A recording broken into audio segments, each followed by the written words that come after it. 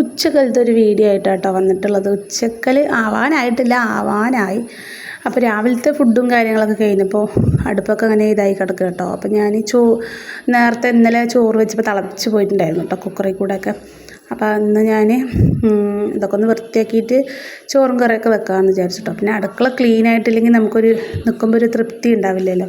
പിന്നെ പാത്രങ്ങളും കഴുകാനൊക്കെ ഉണ്ടെങ്കിൽ ഒരിടങ്ങറാണ്. അപ്പോൾ എല്ലാം ക്ലീനായിട്ട് നമുക്ക് അടുക്കളയിൽ നിൽക്കുമ്പോൾ അതൊരു സന്തോഷവും സമാധാനമൊക്കെ ഉള്ള പോലെ തോന്നും കേട്ടോ.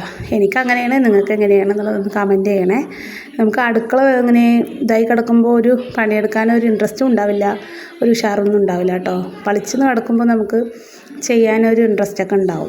അപ്പോൾ എനിക്കങ്ങനെയാണ്, നിങ്ങൾക്ക് എങ്ങനെയാണെന്ന് എനിക്കറിയില്ല, കമൻറ്റ് ചെയ്യാം കേട്ടോ.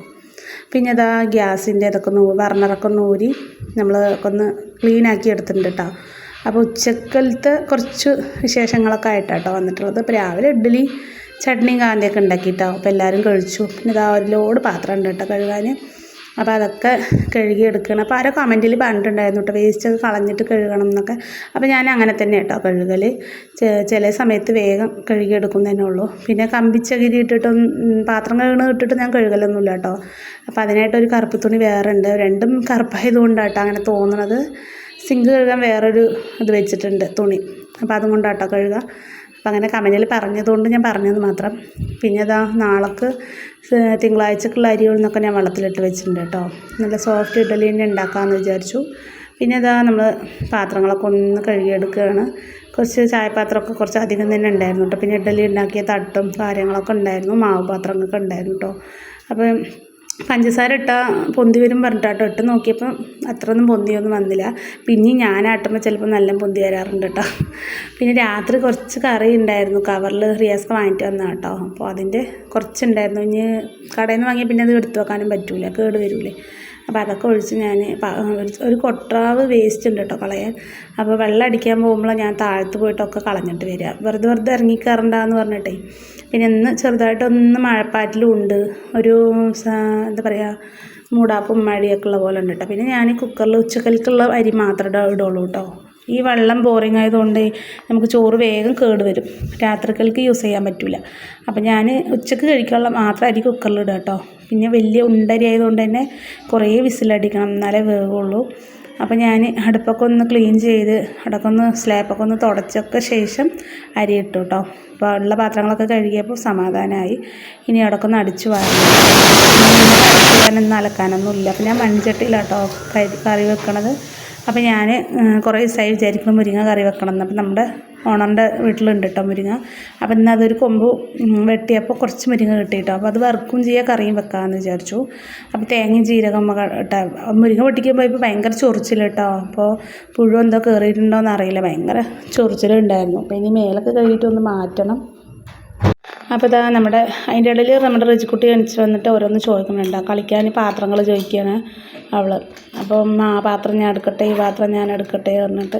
പിന്നെ അങ്ങനെ ഇതാ മൺചട്ടിയിലേക്ക് ഞാൻ മുരിങ്ങ ഇട്ടിട്ട് പിന്നെ പരിപ്പ് കുക്കറിൽ വേവിച്ച ശേഷം അതിലേക്ക് ഇട്ടതാട്ടോ.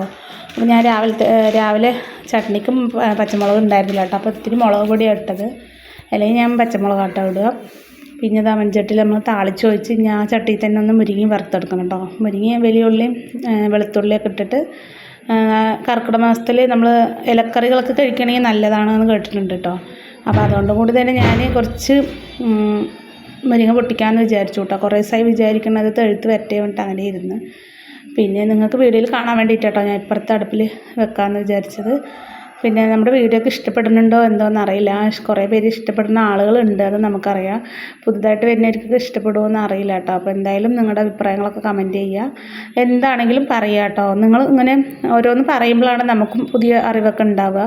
ഞാൻ അന്ന് ഷോർട്ട് വീഡിയോയിൽ ഒരു ടൈറ്റിൽ കൊടുത്തപ്പോൾ തെറ്റിപ്പോയെന്ന് തോന്നുന്നു കേട്ടോ. ഞാനത് ശ്രദ്ധിച്ചില്ല. അപ്പോൾ നിങ്ങളിങ്ങനെ കാണുമ്പോൾ എന്തെങ്കിലുമൊക്കെ തെറ്റുകുറ്റങ്ങളുണ്ടെങ്കിൽ പറഞ്ഞാൽ എനിക്ക് സന്തോഷമാവുള്ളൂ കേട്ടോ, ദേഷ്യവും സങ്കടമൊന്നും വരില്ല. അപ്പോൾ എൻ്റെ ഒരു ചങ്കുണ്ട് കേട്ടോ, നമുക്ക് ഗുരുവായൂർ അവൾ എന്തെങ്കിലും എന്നെ വിളിച്ച് പറയും, അങ്ങനെയാണ് ഇങ്ങനെയാണെന്നൊക്കെ പറയും കേട്ടോ. അപ്പോൾ അത് കേൾക്കുമ്പോൾ നമുക്കൊരു സന്തോഷം, നമുക്ക് പറഞ്ഞു തരാൻ ഒരാളുണ്ടല്ലോ എന്നുള്ളൊരു തോന്നലുണ്ടാവും. അന്ന് ഞാൻ ഷോർട്ട് ഡാൻസൊക്കെ ഇട്ടപ്പോൾ കുറേ പേര് നല്ല അഭിപ്രായമല്ല കേട്ടോ പറഞ്ഞത്. അപ്പോൾ അതുകൊണ്ട് തന്നെ നമുക്കത് ആ തെറ്റ് മനസ്സിലാവും, പിന്നെ അത് ചെയ്യേണ്ടതെന്ന് നമുക്ക് തോന്നുമല്ലോ. അപ്പം അറിയാത്തതൊക്കെ നമുക്കിങ്ങനെ പറഞ്ഞു തരുമ്പോൾ തെറ്റുകളൊക്കെ ചൂണ്ടിക്കാണിക്കുമ്പോൾ അത് നല്ലൊരു കാര്യം തന്നെയല്ലേ. അപ്പം അതിന് നമ്മൾ ദേഷ്യപ്പെട്ടിട്ടൊന്നും കാര്യമില്ലല്ലോ. എന്നുണ്ടെങ്കിൽ നിങ്ങൾ കമൻറ്റിലോ അറിയിക്കുക കേട്ടോ, അത് സന്തോഷമാണ്. പിന്നെ റിയാസ്ക്ക് വന്ന് ചോറൊക്കെ വയ്ക്കാൻ പോകണ്ട, പിന്നെ ഞാനും വയ്ക്കാൻ പോവുകയാണ്. അപ്പം മുത്തുമണീസ് നമ്മുടെ പണിയൊക്കെ കഴിഞ്ഞ് ലഞ്ച് കഴിക്കാൻ പോകും.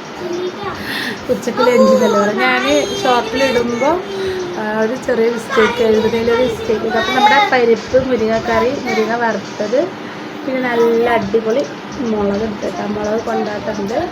അപ്പോൾ ഒരു പിടി പിടിക്കാൻ വിചാരിച്ചു.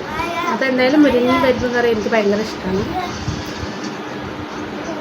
കുട്ടികളൊക്കെ കഴിച്ചു കേട്ടോ, റിയാസ്ക്ക് കഴിച്ചു, ഞാൻ മാത്രമേ ഉള്ളൂ. അപ്പോൾ നല്ല മുരിങ്ങ വറുത്തതുണ്ട് കേട്ടോ, കാണുന്നുണ്ട് നിങ്ങൾക്ക്. അപ്പോൾ അതും ചോറും അതിൻ്റെ കൂടെ ഇതും സൂപ്പർ കേട്ടോ, വേറെ ലെവല് ആണോ. മുളകാണ് നല്ല ഉഷാറ്. അവരൊക്കെ ചോറ് വേവിച്ചിട്ട് കുട്ടികളൊക്കെ. അപ്പോൾ ഇന്നത്തെ ഇതാട്ടോ, സൺഡേ സ്പെഷ്യലൊന്നുമില്ല, ഞങ്ങളുടെ സ്പെഷ്യൽ ഇതാണ് കേട്ടോ.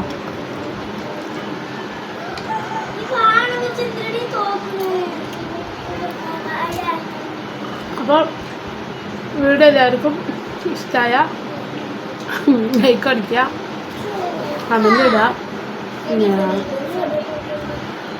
ഇതെന്തോ പറയാൻ വന്നു, ഇൻസ്റ്റാഗ്രാമും ഫേസ്ബുക്കും ഉണ്ട് കേട്ടോ ചെറിയൊരു തോതിൽ. അപ്പോൾ അതൊക്കെ ഒന്ന് ഫോളോ ചെയ്യുക എല്ലാവരും. യൂട്യൂബിൽ ഡിസ്ക്രിപ്ഷനിൽ ലിങ്ക് കൊടുത്തിട്ടുണ്ട്, ചെന്ന് അതിൽ കയറി ലിങ്ക് അമർത്തിയാൽ ഫേസ്ബുക്കും ഇൻസ്റ്റാഗ്രാമൊക്കെ കിട്ടും കേട്ടോ. അപ്പോൾ ഞാനിത് കഴിച്ച് ഫുള്ളാക്കട്ടെ കേട്ടോ. വേണം കർക്കിടക മാസത്തിൽ മുരിങ്ങ തിന്നാൽ നല്ല ടേസ്റ്റ് കേട്ടോ. ടേസ്റ്റില്ല, കഴിക്കാം, എല്ലാ ഇലക്കോട്ടും വെച്ച് കഴിക്കണം. മുളക് വേറെ ലെവൽ കേട്ടോ, പറയാനൊന്നും ഇല്ലല്ലോ, സൂപ്പർ. അപ്പം ഇന്ന് സൺഡേ ലീവാണ് എല്ലാവർക്കും, സ്കൂളൊന്നുമില്ല. നാളെ സ്റ്റാർട്ടിങ്, നാളത്തെ കാലത്തെ പാചകം.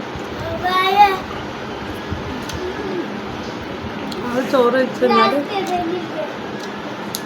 അപ്പം ഇന്ന മക്കളെ നല്ല എരിവുണ്ട് കേട്ടോ, പക്ഷേ ചോറിൻ്റെ കൂടെ തന്നെ